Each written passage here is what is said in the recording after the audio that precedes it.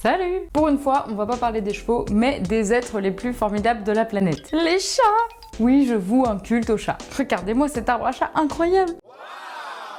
Et encore, vous voyez pas vous, mais il va du plafond jusqu'au sol. C'est-à-dire que le dernier nichoir, je peux même pas le toucher. Bref, c'est pas un sujet sur quand est-ce que les chats domineront le monde, mais plutôt qu'est-ce qui tue nos chers petits dictateurs domestiques. Beaucoup moins fun. Si vous me suivez sur Instagram, vous savez que j'ai perdu mon acolyte de toujours, Haro. Si vous ne me suivez pas sur Instagram, pourquoi vous faites ça? Cette vidéo, c'est un moyen de lui rendre hommage et l'occasion de vous parler de deux maladies qui touchent énormément de chats, à savoir la leucose et le sida du chat. Donc on commence par ça et puis après je vous raconte un petit peu l'histoire de mon Haro adoré. FeLV, c'est le virus de la leucose féline. En anglais pour l'ordre des lettres. Non. Feline Leukemia Virus. C'est bon, vous êtes contents là? FIV, c'est le virus de l'immunodéficience féline. Feline Immunodeficiency Virus. Et FIV, c'est le sida du chat. Il est exactement dans la même famille que le VIH, virus de l'immunodéficience humaine, sauf que là, c'est pour les chats. Virus de l'immunodéficience féline. On pourrait l'appeler VIF. FIV et FeLV ont de commun que ce sont tous les deux des rétrovirus. Et c'est d'ailleurs pour ça qu'on les confond assez souvent. Mais Mélie, qu'est-ce que c'est qu'un rétrovirus? Vous voyez ce que c'est l'ADN? L'ADN, c'est comme un grand livre de recettes que possède chaque cellule. Grâce à lui, la cellule peut fabriquer des protéines, des gâteaux et tout un tas d'autres trucs. Mais attends, c'est pas si simple. Car l'ADN, il est dans la cellule et plus précisément dans le noyau. Sauf que l'ADN, c'est précieux, on n'y touche pas comme ça. Donc quand la cellule a besoin d'une info... Bonjour, je pourrais avoir la recette des marrons glacés, page 12. Ah non, désolé, mais personne touche au livre. Par contre, si vous voulez, j'ai une photocopie de la page 12. Et cette copie, c'est l'ARN. Il copie depuis le noyau la recette qui l'intéresse, il va dans la cellule, il dit aux usines de la cellule, il faut fabriquer ça, à base de ça, et puis il les détruit. Toutes les cellules animales possèdent de l'ADN et donc un ARN. Toi, moi, lui aussi, toutes les cellules végétales possèdent aussi de l'ADN. Tous les champignons possèdent de l'ADN. Toutes les bactéries possèdent de l'ADN. Et les virus... Certains possèdent de l'ADN et d'autres n'ont que de l'ARN. Les virus qui comprennent de l'ADN sont appelés des virus à ADN et les virus qui ont de l'ARN uniquement s'appellent des virus à ARN. Malin! Non mais me remerciez pas, c'est des heures de recherche.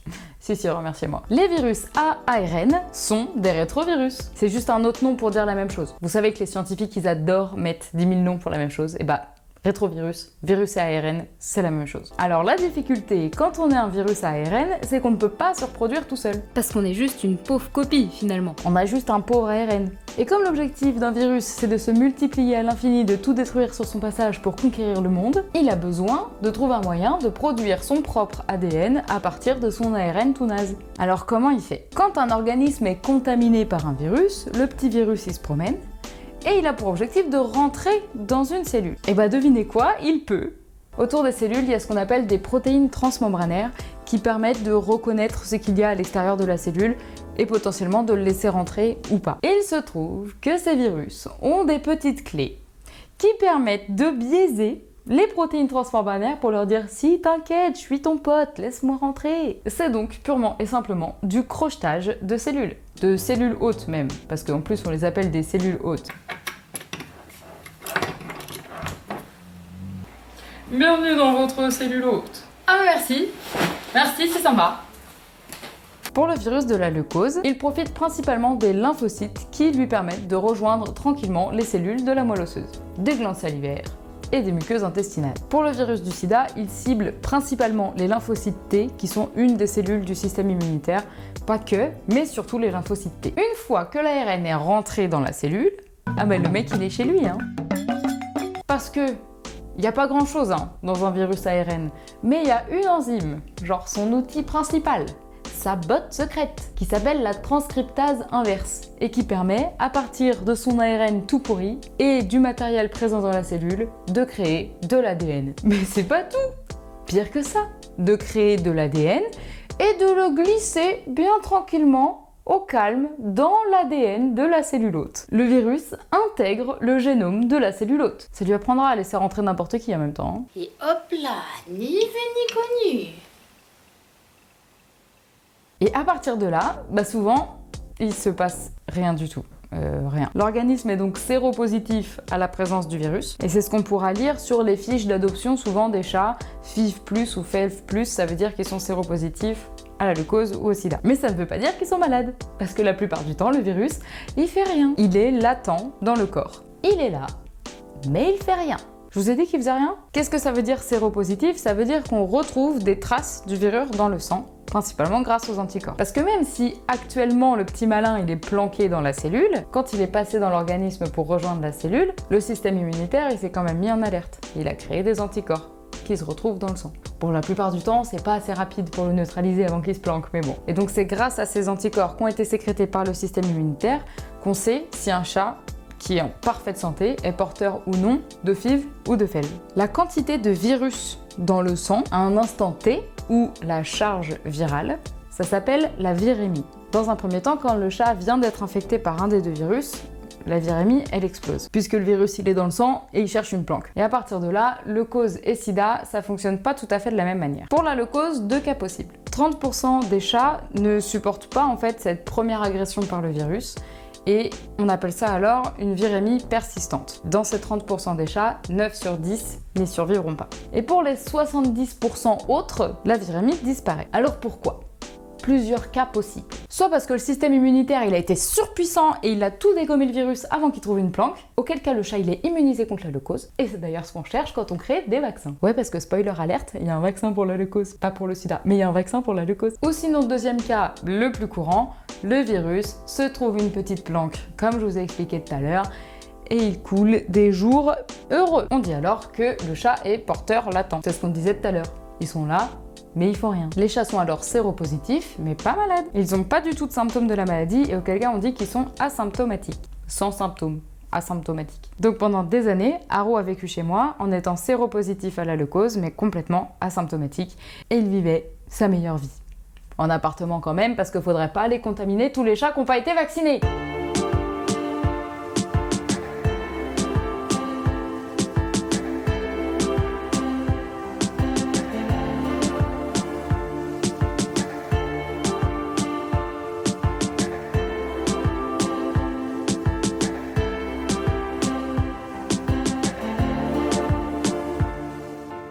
Si on reprend ce groupe de chats qui est porteur latent, il arrive parfois que le système immunitaire, les cellules même, arrivent à éliminer petit à petit le virus latent dans les cellules. C'est assez rare et ça concerne que 30% des chats qui sont porteurs latents, donc 30% des 70% dont on parlait avant. Et j'espérais vraiment que ce soit le cas de Haro. Il arrive aussi que le virus, il reste dans la cellule à dormir là, et qu'il ne se réveille tout simplement jamais. Ça aussi, j'espérais. Et bien sûr, des fois, le virus, il se réveille, passant d'un état latent à virémique. Et c'est là que le chat est malade. Et vous l'aurez deviné, c'est ce qui est arrivé. Concernant le sida du chat, c'est bien plus simple. Quand il est tout juste contaminé, il peut présenter des symptômes assez vagues, fièvre, diarrhée, nanana, dans les mois qui suivent la contamination. Puis, systématiquement, il devient porteur latent. Le chat est donc asymptomatique. Il est contaminé, petite baisse de forme, et tout va bien. Et cette phase, pour le chat qui est porteur du sida, elle peut durer 2 mois, mais elle peut aussi durer 10 ans. Contrairement à la leucose, où en général l'état de latence dure entre 3 et 5 ans. Mais alors, qu'est-ce qui se passe quand le virus se réveille ? Eh mais c'est pas aujourd'hui qu'on défonce tout. Dans le cas de la leucose comme du sida, leur objectif est le même. Le système lymphatique. Alors que le sida se contente juste de défoncer le système immunitaire pour que la moindre petite maladie de merde, un rhume, une petite toux, une souris pas trop fraîche, mette le chat en PLS, la leucose a en plus la grande particularité d'être un virus oncogène, c'est-à-dire qui possède la capacité de transformer la cellule qui l'infecte en cellule cancéreuse. Le mec crée des tumeurs, il crée des cancers quoi. Quand le virus du sida se réveille, il met le système immunitaire complètement dans le sac. Le chat est alors en état d'immunodépression. Tu vois une dépression quand t'as le moral en berne ? Et bah l'immunodépression, c'est ton système immunitaire en berne. Donc n'importe quelle maladie, même toute nulle, peut rendre ton chat gravement malade. Donc il n'y a pas vraiment de liste de symptômes en fait, puisque ça peut être toutes les maladies qui peuvent mettre ton chat en PLS. Et des symptômes pour des maladies toutes nulles, il y en a une infinité. Autant de la gingivite que des diarrhées, que des abcès cutanés, tu vois. La leucose, elle, Elle crée des tumeurs, comme des lymphomes, des leucémies, mais aussi des grosses anémies. C'est quand il n'y a plus assez de globules rouges pour pouvoir transporter tout l'oxygène dans le sang. Et c'est ça qui rend les muqueuses toutes pâles. Ou encore une immunodépression, comme son pote Fiv. Ah, ils sont pas copains pour rien, ceux-là, hein. Du coup, vous avez bien compris toute la complexité du problème. Sachant que Felv et Fiv peuvent présenter 1 milliard de symptômes. Comment est-ce qu'on sait si c'est la leucose, si c'est le sida ou si c'est toute autre chose? Et bah c'est exactement le problème qu'on a eu avec Aro. 2 fois. Allez, on parle des moyens de transmission, des traitements rapidos et après je vous raconte ce qui s'est passé. FIV, comme le sida humain, se transmet principalement par le sang, par les bagarres et par les rapports sexuels, mais ça je vais pas vous le mimer. Mais aussi de la mère au petit. Hélas, il n'y a pas de vaccin. Après, comme grâce au Covid, on a ouvert la porte au vaccin ARN et que du coup les recherches pour le vaccin contre le sida humain se sont multipliées et ont fait des avancées folles, on peut peut-être espérer d'ici quelques années voir arriver sur le marché un vaccin pour le FIV. Moi j'espère et j'y crois de tout cœur, hein. Croisons les doigts. Malgré tout, ça veut pas dire qu'un chat qui est FIV positif peut pas vivre avec d'autres chats. Tant qu'il n'y a pas d'échange de sang et pas de rapport sexuel, il n'y a pas de problème. Pour Felv, il y a un vaccin. Bon, enfin, loin d'être fiable à 100% quand même, hein. Oui, mais c'est déjà ça. Là où la leucose complique encore tout, c'est que les voies de transmission sont beaucoup plus nombreuses. C'est bien simple, tout ce qui peut sortir du corps du chat peut potentiellement contaminer un autre chat. Le sang et les fluides sexuels, évidemment, mais aussi les selles, le lait, la salive. Donc les laits chauds d'amour, c'est potentiellement vecteur de virus. Mais ça ne s'arrête pas là, parce que faire sa crotte dans la même litière que son copain qui a la leucose si on n'est pas vacciné soi-même, eh ben on risque de choper la leucose. Boire dans la même eau, manger dans la même gamelle, c'est aussi prendre des risques de contamination. Il y a même des études qui ont montré que de la salive sur une surface sèche, 2 heures après, on retrouve encore des traces. C'est un malade mental celui-là. Et les traitements, bah... c'est symptomatique en fait. Comme c'est beaucoup d'immunodépression dans les deux cas, ce qu'il faut soigner, c'est les maladies opportunistes. Les petites maladies de merde là, qu'on profite, qu'il n'y ait plus de garde à l'entrée pour rentrer. Et les tumeurs pour la leucose. Mais souvent, c'est en général un peu peine perdue. Alors, Aro. Aro, il est arrivé chez moi en 2017, il avait 1 an. J'étais à l'époque sa famille d'accueil et je savais que je resterais sa famille d'accueil pour toute la vie parce que comme il avait été admis à l'association en étant porteur de la leucose, il était donc beaucoup plus difficile à adopter, donc ils l'ont passé en ce qu'on appelle famille d'accueil longue durée. De 2017 jusqu'à 2021, il a vécu sa meilleure vie de chat, il s'est fait trop des potes parce que du coup on a accueilli d'autres chats en famille d'accueil, mais vu qu'ils étaient tous vaccinés, c'est absolument pas un problème. Et c'est l'année dernière, en janvier 2021, que sa leucose s'est déclenchée pour la première fois. Moi, les seuls symptômes que j'avais en fait, c'était que il dormait plus que d'habitude et quand je voulais l'inviter à jouer, il mettait beaucoup plus de temps à répondre. Mais c'est tout. Il mangeait bien, il avait des belles muqueuses, tout allait bien. Juste, il dormait beaucoup et il sautait un peu moins. Du coup, la vétérinaire, elle a d'abord pensé à un problème locomoteur.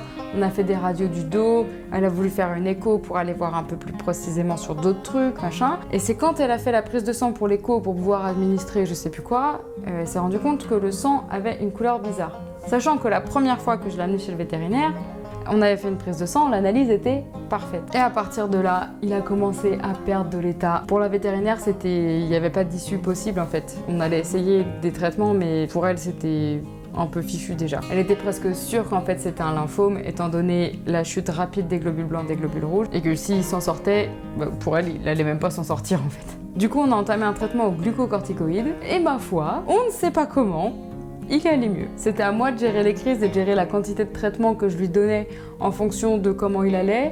On a commencé janvier, il avait un comprimé matin, un comprimé soir. Et on a fini au mois de septembre avec un demi-comprimé un jour sur 3 ou quelque chose comme ça. Je suis la professionnelle pour donner des comprimés à des chats maintenant. Et donc de septembre 2021 jusqu'à là, juillet 2022, RAS. Tout allait super bien. Et puis début juillet, j'ai remarqué d'autres symptômes.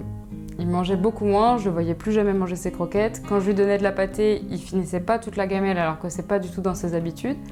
Et il commençait à respirer très fort et à perdre du poids. J'ai pris rendez-vous chez le vétérinaire, mais vu que je m'y suis prise un peu tard, j'ai eu un rendez-vous 4 jours après parce qu'il y avait le week-end, nanana. Et en fait, en 4 jours, quand on arrivait au jour de la consultation, il pouvait quasiment plus respirer, quoi. C'était une respiration complètement discordante entre les poumons et l'abdomen. Je l'ai emmené chez la même vétérinaire qui l'avait traité la première fois, qui déjà pensait que c'était un miraculé, et qui a diagnostiqué un énorme épanchement, une grosse quantité de liquide dans la cavité pulmonaire. Elle a fait une ponction pour le soulager, et en fait, le liquide était vraiment jaune fluo, et elle m'a dit, bah, il y a de grandes chances que ce soit pas la leucose en fait, mais que ce soit la PIF, la péritonite infectieuse féline.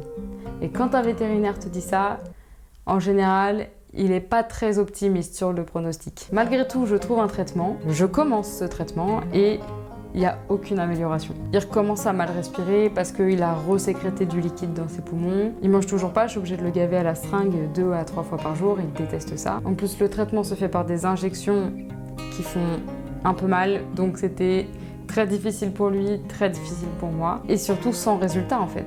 Et voilà, on y est. Premier jour de, j'espère, une très longue série.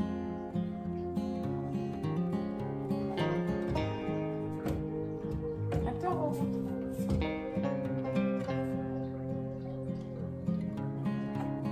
Bon, je viens de faire la première injection, c'était beaucoup moins facile que prévu. Il se débattait, il râlait, en plus je pense que j'ai mal piqué, donc ça lui a fait mal. Je suis tremblante là. Vivement qu'il y ait les premières améliorations parce que là, c'est dur. C'est très dur. Bon, on en est au 4e jour de traitement.